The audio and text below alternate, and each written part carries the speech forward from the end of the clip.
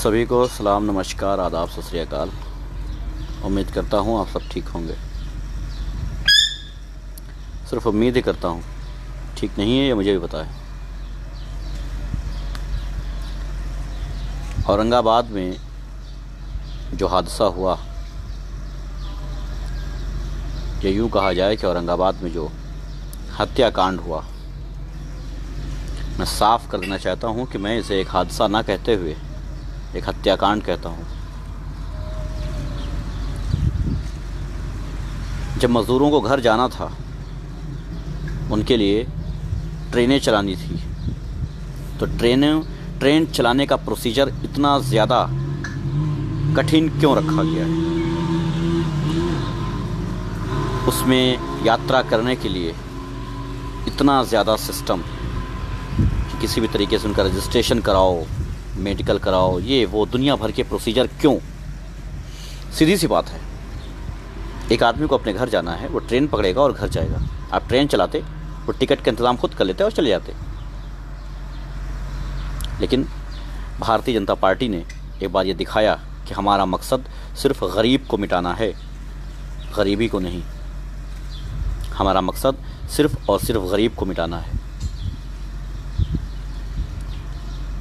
गुजरात में एक यात्री टिकट लेने गया था, एक गरीब मज़दूर किसान एक टिकट लेने गया था। भारतीय जनता पार्टी के कुछ नेताओं ने उससे पैसा भी ले लिया और साथ ही साथ उसको मार के खून से लथपथ कर दिया। वो साफ दिख रहा है, बड़े शर्म की बात है। वीडियो मौजूद है, सोशल मीडिया पर वायरल है, मैंने भी शेयर कर रखा है, उसको देख सकते हैं। अजीब सिस्टम बना दिया गया है। इस देश में गरीबों को मिटाने का एक बहुत बड़ा षड्यंत्र रचा जा रहा है। कोरोना के नाम पे लोग भूख से मारे जा रहे हैं, मर नहीं रहे हैं, मारे जा रहे हैं, क्योंकि उन्हें भूखा रखा जा रहा है। ऐसे इंतज़ाम किए गए हैं कि वो भूखे रहें।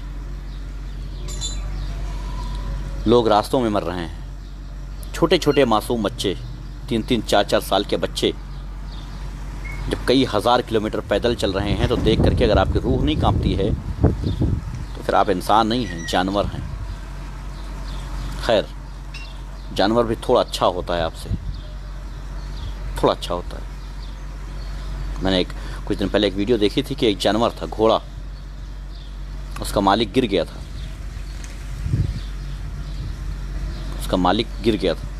तो घोड़ा लेट करके उस मालिक को अपने पीठ पे बिठा के तब लेके गया था। वो घोड़ा सही है या हमारे देश का प्रधानमंत्री? दोनों में से कौन सही है?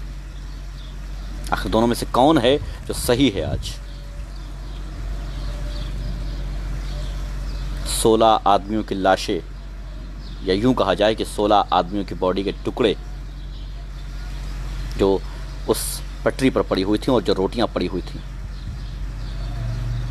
अगर इसके बाद भी आप ऐसे पॉलिटिशियन को वोट देते हैं तो फिर आपका और आपके समाज का और आपके देश का भला नहीं हो सकता। सिर्फ ये बताना चाहता हूँ कि सब कुछ एक ठप्पे से होता है, सिर्फ एक ठप्पे से, एक मोहर से होता है। इसलिए जब ये मोहर लगाना, बहुत सोच समझ कर लगाना। पूरे भारत के छोटे छोटे राज्यों में, बड़े बड़े राज्यों में, जो भी राज्य हैं भारत में, उन राज्य की छोटी से बड़ी पार्टियां कहाँ हैं? मैं जानना चाहता हूं इस वक्त यूपी की राजनीतिक पार्टियों से, चाहे वो कांग्रेस हो, सपा हो, बसपा हो, या कोई और राजनीतिक पार्टियां रही हों। मैं जानना चाहता हूं कि उन लोगों ने अब तक क्या दबाव बनाया, गवर्नमेंट के ऊपर क्या दबाव बनाया है, क्या अपीलें की है, क्या लिखित में उनसे कोई मांग रखी है अपने क्षेत्र के लोगों के लिए, अपने क्षेत्र के मज़दूरों के लिए, अपने क्षेत्र के किसानों के लिए? क्या कोई मांग की है केंद्र सरकार से?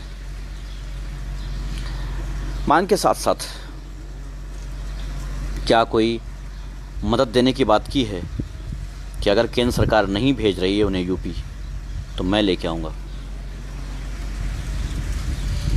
क्या केंद्र सरकार के बाद सब कुछ बंद हो जाता है कि अगर केंद्र सरकार ने नहीं किया तो फिर नहीं हो सकता और हम उसकी मांग भी नहीं कर सकते हैं?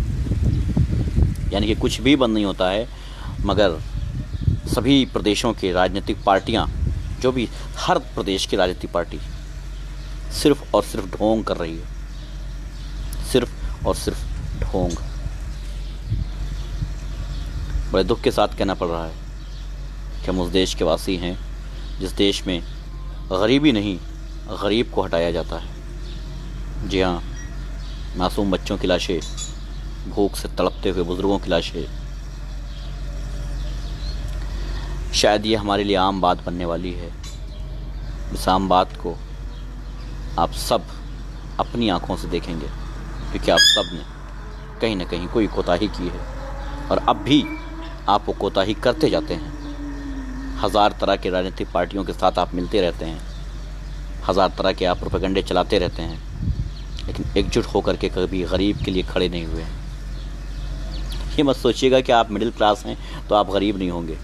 चंद दिन और रुक जाइए, चंद दिन और रुक जाइए, जो आपके घर में ख़जाना होगा वो भी ख़त्म हो जाएगा। उसके बाद आपसे पूछूंगा, तब आपको पता चलेगा कि असलियत क्या है गरीबों की। वो कुछ रोटियां जो रेलवे स्टेशन पर पड़ी थी, पटरी पे पड़ी थी, ये भूलना मत। चुनाव आने वाले हैं, भूल मत जाना उनको, इसलिए बताने आया हूँ। मुझे दुख है कि उन किसानों की जान नहीं बचाई जा सकी, उन मज़दूरों की जान नहीं बचाई जा सकी। लेकिन हाँ, फिर भी एक बात फिर बता देता हूँ कि अब भारत में गरीबी नहीं, गरीब हटाने का प्लान शुरू हुआ है। षड्यंत्र है ये, षड्यंत्र से बाहर आओ, वरना सब कुछ तबाह हो जाएगा, सब कुछ बर्बाद हो जाएगा। एक किसान, एक मज़दूर जो अपने स्टेट, अपने भारत के ही किसी स्टेट में है, एक अपने स्टेट से दूसरे स्टेट मजदूरी करने जाता है, उसको अपने स्टेट वापस आने के लिए 5,000 रुपये का मेडिकल कराने की ज़रूरत पड़ रही है। मगर अगर हम जाना चाहें तो हम यहाँ से फ़्लाइट से जा सकते हैं और हमारा फ्री टेस्टिंग होगा एयरपोर्ट पे। क्यों? हम खुश हो सकते थे इसके लिए कि हमारी फ्री टेस्टिंग होगी और हमें घर तक पहुंचा दिया जाएगा। सिर्फ फ़्लाइट का टिकट पड़ेगा और हम फ्री टेस्टिंग के साथ घर पहुंचा दिए जाएंगे। हम खुश हो सकते थे इस बात पे। लेकिन बात ये नहीं है कि हमारा फ्री टेस्ट हो रहा है, बात ये है कि उन मज़दूरों का फ्री टेस्ट क्यों नहीं हो रहा है। सवाल ये उठता है कि उन मज़दूरों का फ्री टेस्ट क्यों नहीं हो रहा है। और 5,000 का मेडिकल करवाने के बाद रजिस्ट्रेशन होगा, ऐसा क्यों? आमतौर से ट्रेनें क्यों नहीं चलाई जा रही हैं कि आमतौर से जो लोग जाना चाहें जाएँ। सोशल डिस्टेंस की रही बात, तो वो अगर सरकार चाहे तो अच्छे से फॉलो कर सकती है, उसके ऊपर बहुत सारे काम किए जा सकते हैं। लेकिन हम बिल्कुल इस बात के ख़िलाफ़ हैं कि 5,000 रुपये दे करके कोई मज़दूर, कोई गरीब जो भूख से तड़प रहा था, भूख से परेशान था, 5,000 रुपये दे करके तब जा करके वो जो मेडिकल करवा करके तब रजिस्ट्रेशन कराएगा। मैं बिल्कुल सख्त खिलाफ़ हूँ इसके। अगर आप हमारी फ्री टेस्टिंग कर सकते हैं तो उस मज़दूर की क्यों नहीं, उस गरीब की क्यों नहीं? हम फ़्लाइट से आ रहे हैं तो हमारी फ्री टेस्टिंग, वो ट्रेन से जाना चाह रहा है तो फ्री टेस्टिंग नहीं हो सकती उसकी? क्यों? 20,000 करोड़ रुपए की अगर एक बिल्डिंग बन सकती है सभी राजनीतिक पार्टियों के नेताओं के लिए, सभी राजनीतिक पार्टियों के लिए, कोई एक नहीं है उसमें, सिर्फ भाजपा नहीं है, सिर्फ कांग्रेस नहीं, सभी राजनीतिक पार्टियों के लिए अगर 20,000 करोड़ रुपए खर्च करके एक बिल्डिंग बनाई जा रही है दिल्ली में, तो क्यों ये पैसा इस टाइम गरीब किसान को, गरीब मजदूर को क्यों नहीं दिया जा रहा है? उसके ऊपर उसके दवा के पैसे, उसके खाने के पैसों में क्यों नहीं लगाया जा रहा है इसको? लेकिन आप सवाल नहीं कर सकते, सवाल करोगे तो देशद्रोही हो जाओगे।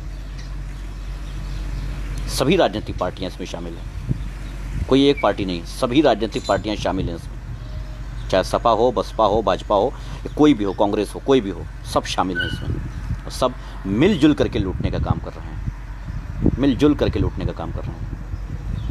16 लाशें देख करके, या यूँ कहा जाए कि 16 लाशों के टुकड़े देखने के बाद राजनीतिक पार्टियों के दिल में ठंडक पहुँच गई होगी। कम से कम भारत के 16 लोग कम हुए जो सरकार से रोटी की मांग करते हैं, रोज़गार की मांग करते हैं, कम हो गए होंगे वो। खुश हो जाइए, मज़े की बातें हैं, बहुत अच्छी बात है। आप देश का प्रधानमंत्री बन जाना बड़ी बात नहीं है, एक प्रधान की जिम्मेदारी निभाना बड़ी बात होती है। अगर आप एक प्रधान की जिम्मेदारी बखूबी नहीं निभा सकते हैं तो आप प्रधानमंत्री बनने की बात ना करें, और बन भी जाएं दुर्भाग्य से तो ये आपका भाग्य हो सकता है, लेकिन देश का और देशवासियों का दुर्भाग्य है। आप किसी भी राजनीतिक पार्टी से ताल्लुक़ रखते हो, मुझे नहीं फर्क पड़ता। मैं ना किसी राजनीतिक पार्टी का सपोर्ट करता हूँ, ना ही किसी का विरोध करता हूँ। मैं नीतियों का विरोध करता हूँ और ये नीति गलत है। मैं इस नीति के खिलाफ हूँ। बेशक इस टाइम सबसे ज़रूरी कार्य जो था वो लोगों को घर पहुँचाना था और उनके रोज़ी का इंतज़ाम करना था, रोटी का इंतज़ाम करना था, जो कि नहीं हो रहा है। बुलेट ट्रेन चलाने से कोई फ़ायदा नहीं। जब आप इन ट्रेनों से लोगों को घर नहीं पहुंचा सकते हैं तो बुलेट ट्रेन चलाने की क्या मतलब है इसका? बेवकूफ़ बनाने का एक प्रोपेगेंडा है। इस देश में गरीबों को हटाने का एक प्रोपेगेंडा है, षड्यंत्र है। ये पूरी तरीके से षड्यंत्र है और इसके जिम्मेदार सभी राजनीतिक पार्टियां और उनके मुखिया हैं। हर वो आदमी है जो किसी राजनीतिक पार्टी से जुड़ा हुआ है और अपने नेताओं से सवाल नहीं करता है। आप अगर अब भी अपने राजनेताओं से सवाल नहीं कर पाएंगे तो वो दिन दूर नहीं है कि आपके अड़ोस पड़ोस में जिस तरह से अभी ज़िंदा लोग दिख रहे हैं, ऐसे लाशें दिखना शुरू हो जाएंगी। ये मत समझिएगा कि ये कोरोना 2-4-5 दिन का है, उसके बाद चला जाएगा, छुट्टी पे आया है घूमने, उसके बाद चला जाएगा। नहीं साहब, अभी देखिए होता क्या है। और अगर किसी देश ने वैक्सीन बना भी ली, जैसा कि अभी इटली ने भी घोषणा की है कि मैंने वैक्सीन बना ली है चूहे पर, उसके बाद एक इंसान पर उसने जो है टेस्ट भी कर लिया है और टेस्ट सफल भी हो गया। अगर बना लिया तो क्या आपको लगता है कि ये गरीब मजदूर के लिए मेडिसिन इटली से ख़रीद करके हमारे देश की सरकार या राजनीतिक पार्टियां देंगी? या गरीब किसान को जो रेलवे का टिकट नहीं दे सकते हैं वो आपको वैक्सीन देंगे इटली से मंगा के? हैं, पॉसिबल ही नहीं साहब। बनेगी नेताओं के लिए, बिजनेसमैन के लिए, बड़े बड़े लोगों के लिए, गरीब के लिए नहीं, मज़दूर के लिए नहीं, किसान के लिए नहीं। तो ठीक है, अब आप पे डिपेंड करता है कि आप क्या करते हैं। आने वाले दिनों में चुनाव में आप क्या करेंगे, ये आपकी मर्ज़ी है। आप पार्टी के नाम पे वोट देंगे, धर्म के नाम पे वोट देंगे, या विरासत के नाम पे वोट देंगे कि बाप की बवौती है तो उसी पार्टी को देंगे, या धर्म के नाम पे देंगे, या कैंडिडेट की दबंगई पे देंगे, कैंडिडेट के पैसे पे देंगे, या एक सच्चे इंसान को देंगे, एक सही इंसान को देंगे। आप प्रधानमंत्री कौन चुना जा रहा है ये मत देखिए, आप ये देखिए कि आपके क्षेत्र का सांसद कौन चुना जा रहा है। मुख्यमंत्री कौन बनेगा ये मत देखो, देखना है तो ये देखो कि हमारे क्षेत्र का विधायक कौन चुना जा रहा है, ये क्या करेगा।